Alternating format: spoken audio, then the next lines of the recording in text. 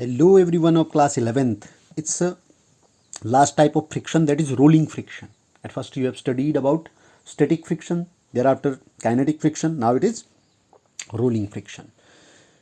ये क्लियर है कि rolling friction is a form of kinetic friction which comes into play when a body such as wheel, disc etcetera roll on a surface. It means rolling friction कब play में आता है?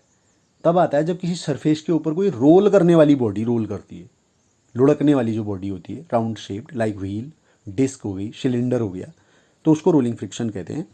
अब जो force of rolling friction है वो किन बातों पर निर्भर करता है? It is directly proportional to the force of friction, directly proportional to the normal reaction होना चाहिए. ये नॉर्मल रिएक्शन, रोलिंग फ्रिक्शन नहीं, normal reaction. It is directly proportional to the normal reaction, that is F R proportional to R. Inversely proportional to the radius of the rolling body. ये rolling body के radius का inversely proportional होता है. इन दोनों को आप combine करिए, F R proportional to capital R ऊपर, स्मॉल आर नीचे, एफ आर अपॉन आर.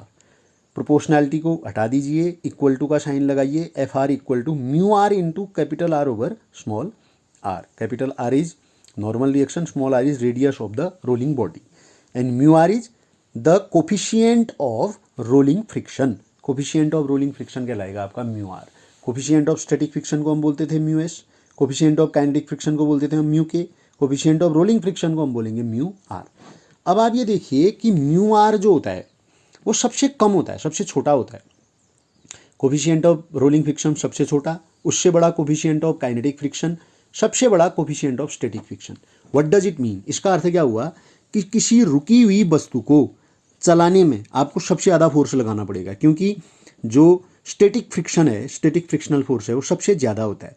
उससे थोड़ा कम फोर्स लगेगा काइनेटिक. एक बार ऑब्जेक्ट चलना स्टार्ट हो गया तो स्लाइडिंग वाला जो ऑब्जेक्ट होगा, स्लाइड करने लग गया तो उसके बाद उसको आगे को और खिसकाने में फिर थोड़ा कम फोर्स लगेगा कंपैरेटिवली स्टैटिक ऑब्जेक्ट के.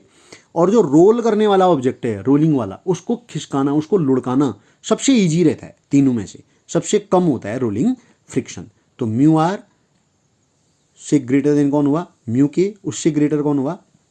Mu S. यानी कि mu S is the greatest, mu K is greater than mu R but less than mu S, and mu R is least amongst the all three.